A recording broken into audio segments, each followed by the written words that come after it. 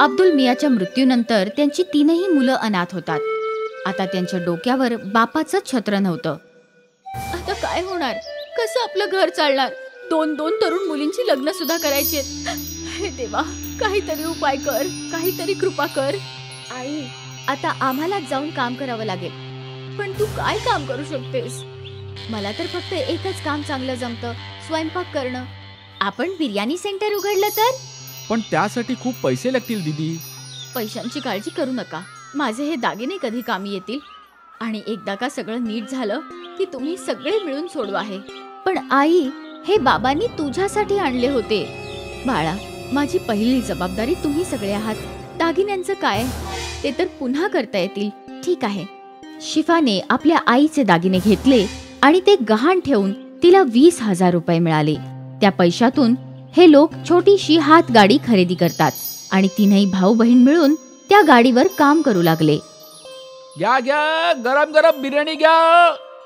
चव तर अशी की बोट चाटतच राहाल. घ्या घ्या, गरम गरम बिर्याणी घ्या. बऱ्याच लोकांनी त्यांच्याकडची बिर्याणी घेतली आणि सगळ्यांनाच ती बिर्याणी खूप आवडली. वा, काय बिर्याणी आहे. आम्ही कधी इतकी स्वादिष्ट बिर्याणी खाल्लीच नव्हती. हो हो, खूप छान बिर्याणी आहे. धन्यवाद दादा. ही आमच्या आईची रेसिपी आहे. आमच्या आईची स्पेशल बिर्याणी. खूप चांगली आहे. आणि बघता बघता त्यांच्या बिर्याणीची गाडी चालू लागली. गाडी समोर खूप लोकांची गर्दी होऊ लागली. मला 2 बिर्याणी पार्सल द्या. ठीक आहे. मला पण द्या. आता नदीमला लोकांना बोलवण्याची गरज पडत नव्हती. हातगाडीवर इतकी गर्दी असायची की 3 भाऊ बहीण मिळून ऑर्डर घेत असत. ही घ्या तुमची ऑर्डर. ही तुमची. ही तुमची. एका महिन्यानंतर शिफा कमावलेले पैसे मोजत होती. हे घे आई, ह्या महिन्याचा नफा 20,000 रुपये. काय? तू बरोबर ऐकलंस, 20,000 रुपये. इतके सगळे पैसे. आपली बिर्याणी लोकांना आवडू लागली आहे. ग्राहकांची कायम गर्दी असते आई. हे देवा, तुझे खूप खूप आभार. तू माझ्या मुलांना यश प्रदान केलंस. धन्यवाद. आई, पुढच्या महिन्यातच तुझे दागिने सोडून आणू आम्ही. देवाचीच कृपा होईल. आज शिफाचा परिवार खूप खुश होता. त्यांच्या वडिलांच्या निधनानंतर पहिल्यांदाच त्यांच्या घरी काहीतरी चांगलं घडलं होतं. 3ही भाऊ बहिणींनी त्यांचे कष्ट सुरूच ठेवले आणि दिवसेंदिवस खूप प्रगती करू लागले. हे सगळं आमच्या 3घांच्या एकतेमुळे झालंय. हो ताई. आणि आपण नेहमी एकत्रच राहू. हो, नेहमीच. काही महिन्यांनंतर 3घांनी हातगाडी सोडून हॉटेल काढलं. नदीम काउंटरवर बसायचा आणि शिफा आणि सना बिर्याणी बनवायचे. नदीम भाऊ, तो स्वाद आहे हातगाडीवाला. अगदीच. ही तर आमच्या आईची रेसिपी आहे आणि भाऊ, चव कधीच बदलणार नाही. लोक बऱ्याचदा ह्यांच्या बिर्याणीच्या चवीची स्तुती करायचे. हळूहळू त्यांना पार्टीच्या केटरिंगच्या ऑर्डरही मिळू लागल्या. भाऊ, माझ्या घरी उद्या पार्टी आहे. 100 लोकांसाठी बिर्याणी पाहिजे आहे. हो, नक्की मिळेल ना. पण तीच चव पाहिजे जी आम्हाला इथे मिळते. हो, नक्कीच हीच चव असेल. काळजी करू नका, ऑर्डर देऊन जा. 3ही भाऊ बहीण खूप खुश होते कारण त्यांचा व्यवसाय चांगला चालला होता. मग एके दिवशी काय झालं? ही ऑर्डर अजून गेली नाही. त्या काझी साहेबांच्या घरी लग्न होतं, पण काहीतरी कारणाने त्यांचं लग्न मोडलं. त्यामुळे आता ऑर्डर जाणार नाही. हे देवा, खूप वाईट झालं. तू एक काम कर, हे जेवण गरिबांना दे. कमीत कमी काझी साहेबांचे आशीर्वाद मिळतील. ठीक आहे ताई. आपल्या मोठ्या बहिणीच्या सांगण्यावरून नदीमने सगळी बिर्याणी भिकाऱ्यांमध्ये वाटून टाकली. पण त्यांची इच्छा नव्हती. जेव्हा तो हॉटेलमध्ये परत आला तेव्हा सना तिथे नव्हतीच. ताई कुठे आहे? ती तर घरी गेली आहे. मला कळत नाहीये की ताईने इतकी सगळी बिर्याणी गरिबांमध्ये का वाटून टाकायला सांगितली असेल. काय बोलतोयस तू? सना ताई, आज काझी साहेबांच्या घरी लग्न होतं. त्यांनी 100 लोकांच्या बिर्याणीची ऑर्डर दिली होती, पण काहीतरी कारणाने त्यांच्या घरचं लग्न मोडलं. बिर्याणी उरली होती. मी विचार करत होतो की सगळी बिर्याणी विकून टाकूया, पण ताईने सांगितलं की सगळी बिर्याणी गरिबांमध्ये वाटून टाक. हा बरोबर निर्णय नव्हता. आपण त्या बिर्याणी मधून सुद्धा पैसे कमवू शकलो असतो ताई. हो, नक्कीच. आपली ताई खूप चांगल्या मनाची आहे. म्हणून तिने विचार केला असेल की जर या बिर्याणीचे पैसे मिळाले आहेत तर बिर्याणी गरिबांना वाटली तर. पण त्यांना दुप्पट फायद्याचा विचार मनात आलाच नसेल. असू शकतं. तेवढ्यात शिफा तिथे आली आणि मग सना आणि नदीमने त्यांचं बोलणं बंद केलं. सगळी बिर्याणी गरिबांमध्ये वाटली ना? हो हो, वाटली. कमीत कमी काझी साहेबांना आशीर्वाद मिळतील. आता त्यांना आशीर्वादाची खूप गरज आहे. हो. सना आणि नदीम त्यांच्या मोठ्या बहिणीच्या निर्णयाशी सहमत नव्हते. असो, त्यांचा व्यवसाय चालतच राहिला. त्यांना अजून बऱ्याच मोठ्या ऑर्डर्स मिळत राहिल्या. त्यांचं हॉटेल सुद्धा चांगलं चालत होतं. मग काही महिन्यानंतर अजून एक ऑर्डर कॅन्सल होते. नदीम, अन्सारी साहेबांची ऑर्डर कॅन्सल झाली आहे. तू ही सगळी बिर्याणी गरिबांमध्ये वाटून टाक. ठीक आहे ताई. नदीमने हो तर म्हटलं, पण त्याची इच्छा नव्हती. मोठी बहीण गेल्यानंतर सना आणि नदीम त्याबद्दल बोलायला लागले. काय आपण ही बिर्याणी विकू शकत नाही? आता तर रात्रीचे 10 वाजले आहेत. आता ग्राहक आलेच तर येतील. एक काम करूया, हे आतमध्ये ठेवूयात. उद्या आधी हेच विकूया. हो हो, बरोबर होईल. दोन्ही भावा बहिणीने मिळून ती बिर्याणी लपवली. दुसऱ्या दिवशी त्या दोघांनी आधी तीच बिर्याणी विकली आणि ते दोघं खूप खुश झाले, कारण फायदा दुपटीने झाला होता आणि शिफा या गोष्टीपासून अनभिज्ञ होती. मग काय, कधी ऑर्डर कॅन्सल झाली तर दुसऱ्या दिवशी नदीम आणि सना ती बिर्याणी विकून टाकायचे. हा प्रकार बरेच महिने चालत राहिला. एके दिवशी ही शिळी बिर्याणी नेहमीच्या ग्राहकाच्या ताटात आली. नदीम भाऊ, काहीतरी गडबड आहे. बिर्याणीमध्ये तो स्वाद नाहीये. असं कसं होऊ शकतं भाऊ? आम्ही तर बिर्याणी आधीसारखीच बनवत आहोत. ठीक आहे. हळूहळू सगळ्या ग्राहकांना बिर्याणीची गडबड कळायला लागली आणि त्यांना ती चव आवडत नव्हती. अचानक त्यांच्या हॉटेलचे ग्राहक कमी होऊ लागले. तेव्हा शिफा विचारात पडली. अचानक असं काय झालं? आपले ग्राहक कमी का व्हायला लागलेत? असं चालत राहिलं तर कसं चालेल? नदीमला त्याची चूक लक्षात आली. तो त्याच्या बहिणीसमोर रडायला लागला. माझी चूक आहे सगळी. मी आणि सना ताईने लोकांना शिळी बिर्याणी खायला घातली. काय? नदीमने आपल्या ताई समोर सगळी चूक मान्य केली. हे तू काय केलंस? जास्ती फायदा करण्याच्या गडबडीत धंदाच बंद पाडलास. आता आपण कसं ग्राहकांना परत आणणार? आम्हाला माफ कर ताई. आम्हाला माहिती नव्हतं की असं काहीतरी होईल. तुमच्या लालचीपणामुळे सगळं नुकसान होतं आहे. तिघही विचार करू लागले की आता गिऱ्हाईकांना परत कसं आणावं. आणि मग दुसऱ्या दिवशी शिफाला एक मार्ग सापडतो. शिफाने एक बोर्ड लिहिला. आम्हाला माफ करा. आमच्या चुकीमुळे तुम्हाला शिळी बिर्याणी खावी लागली. आम्ही चूक मान्य करतो, म्हणून पुढचा एक आठवडा सगळ्यांना बिर्याणी फुकट देण्यात येईल.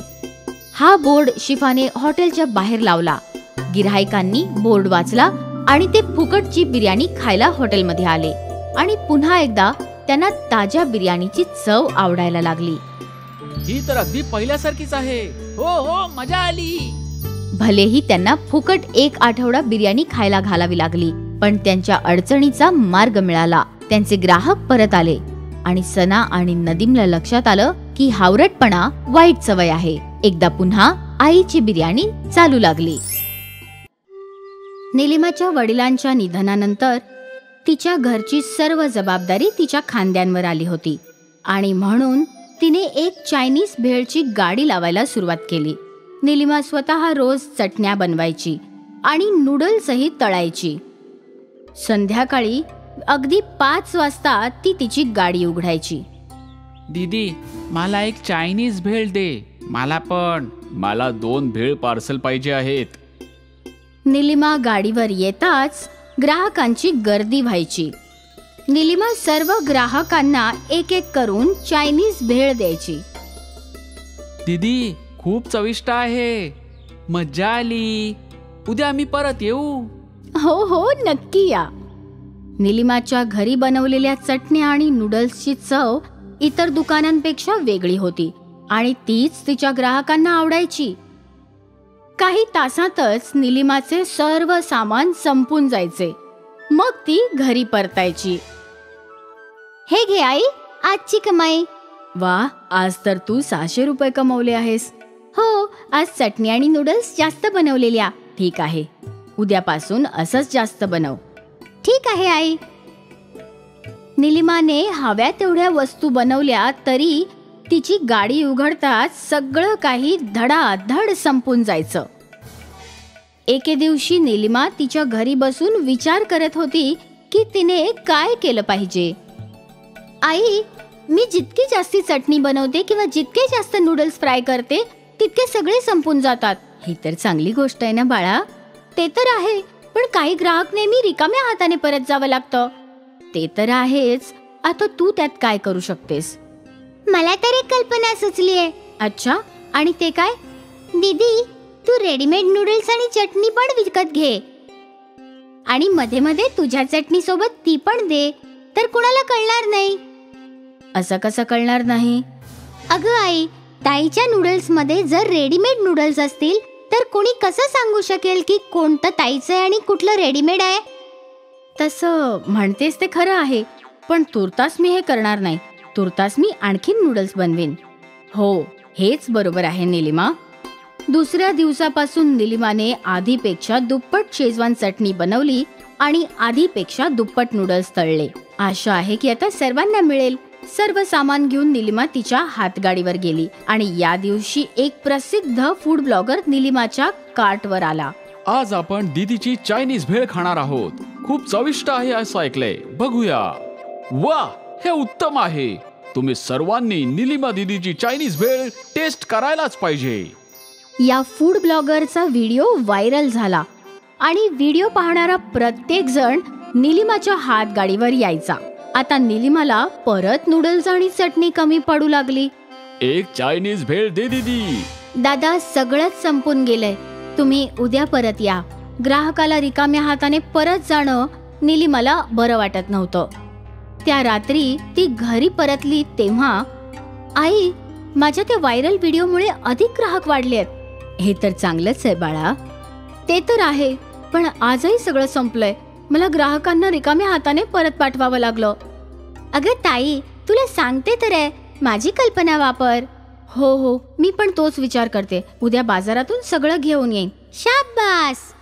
पुढल्या सकाळी निलिमाने बाजारातून शेजवान चटणीचा एक डबा आणला आणि नूडल्सची मोठमोठी पाकिटं आणली. मग निलिमाने तिची रोजची चटणी बनवली आणि बरोबर नूडल्सही तळले. या सगळ्या गोष्टी घेऊन ती तिच्या गाडीवर गेली. रोज सारखं निलिमाने गाडी उघडताच नेहमीप्रमाणे ग्राहक जमा झाले. मला 2 चायनीज भेळ पार्सल. मला सुद्धा. निलिमाचा हात चालतच होता. हळूहळू डब्यातली चटणी कमी होत होती. मला वाटतं ती बाजारातली चटणी पण टाकावी आणि नूडल्स पण. मग निलिमाने तिच्या चटणीत बाजारातली चटणी मिसळली आणि तळलेल्या नूडल्स मधले चांगले बाजारातले तळलेले नूडल्स मिसळले. मला 2 चायनीज भेळ पार्सल द्या. हो हो, मी देतेच आहे. निलिमा पूर्वीप्रमाणे सर्व ग्राहकांना चायनीज भेळ बनवून खाऊ घालत होती. दीदी, चवीला वेगळं आहे. पहिल्यासारखं नाहीये, पण चांगलं आहे. निलिमाला आनंदच झाला की तिच्या ग्राहकांना बाजाराच्या पदार्थाची चवही आवडली. मग काय होतं, रोज निलिमा बाजाराची शेजवान चटणी आणि नूडल्स स्वतःच्या बनवलेल्या सामानामध्ये मिसळायची. कोणाला चवीत फरक नाही समजला का? नाही आई, उलट सगळेच चवीने खातायत. ठीक आहे, छायाची कल्पना कामी आल्यासारखं वाटतंय. आई खुश होती. निलिमाची मेहनत कमी झाली. हळूहळू निलिमा खूप कमी सामान बनवायची आणि बाजारातून जास्त वस्तू घ्यायची, पण तरीही तिच्या गाडीवर गर्दी होती. मग एके दिवशी अशोकने निलिमाच्या हातगाडीजवळ एक चायनीज भेळची गाडी उघडली. तो बाजारातून शेजवान चटणी आणि नूडल्स आणायचा. निलिमाच्या ग्राहकांनी अशोकची चायनीज भेळही खाऊन बघितली. ही तर बिलकुल निलिमा दीदी सारखी आहे. काय खरंच? एका मागून एक सर्व ग्राहकांनी अशोकची भेळही खाल्ली आणि त्यांनाही ती आवडली. अशोक मोठा शातीर होता. त्याला ग्राहकांना आपल्याकडे खेचायचे होते. त्यासाठी त्याने भेळेची किंमत 10 रुपयापासून कमी करून 8 रुपये करून टाकली. अरे वा, फक्त 8 रुपये. बरोबर आहे. तसेही दोघांची चव सारखीच आहे. ते पण आहे. आणि कमी किमतीमुळे अशोकच्या हातगाडीवर ग्राहकांची गर्दी लागली आणि बघता बघता निलिमाचा स्टॉल रिकामा झाला. आज पहिल्यांदाच निलिमाचे सामान संपले नव्हते. ती निराश होऊन घरी गेली. काय झालं? अशोकने माझ्या शेजारी एक चायनीज भेळची गाडी उघडली आणि किंमत 8 रुपये केली आहे. आता माझ्या गाडीवर कोणी येत नाहीये. तर ताई, तू पण किंमत कमी कर, पण त्याने नफा कमी होणार नाही का? हरकत नाही, पण निदान सर्व काही विकलं जाईल. हो.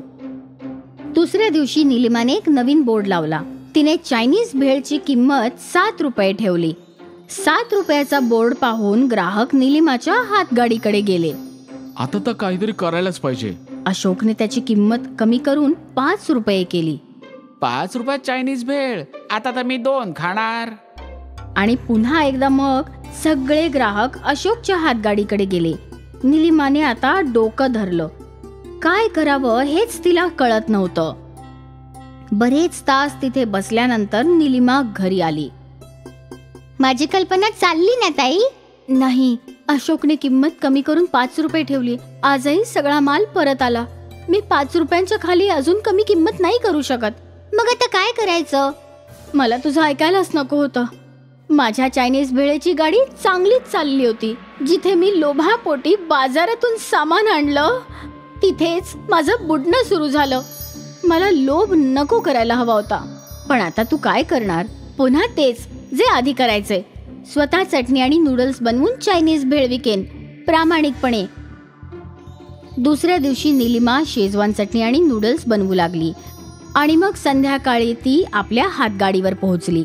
निलिमाने पाटी बदलून 10 रुपये ठेवले आणि त्यावर होम मेड असं लिहिलं. निलिमाच्या हातगाडीवर काही काळ ग्राहकच नव्हते. पण तेवढ्यात एक बाई आली. ताई, तुमची चायनीज भेळ महाग का आहे? माझी चटणी आणि नूडल्स घरगुती आहेत. अशी चव तुम्हाला बाजारातील नूडल्स आणि चटणीमध्ये मिळणार नाही. मला एक चायनीज भेळ द्या ना. हो. निलिमाने तिला चायनीज भेळ दिली. वाह, खूप मस्त आहे. अशी चायनीज भेळ आजपर्यंत मी नाही खाल्ली. हळूहळू निलिमाच्या नियमित ग्राहकांनी चायनीज भेळ खाऊन पाहिली. ही तर एकदम पहिल्यासारखी आहे. मज्जा आली. मग काय होतं, सर्व ग्राहक निलिमाच्या चायनीज भेळच्या ठेल्यावर परत आले. अशोकच्या हातगाडीची किंमत कमी होती, पण कुणीही तिकडे फिरकतही नव्हतं. अशोक विचार करत राहिला की त्यांनी आता काय करावं. पण निलिमाची जुन्या चायनीज भेळचा मुकाबलाच नव्हता. पुन्हा एकदा निलिमाचा व्यवसाय वाढला. ती आनंदी होती. आणि मग पुन्हा कधीही तिने आपल्या व्यवसायात लोभीपणा केला नाही.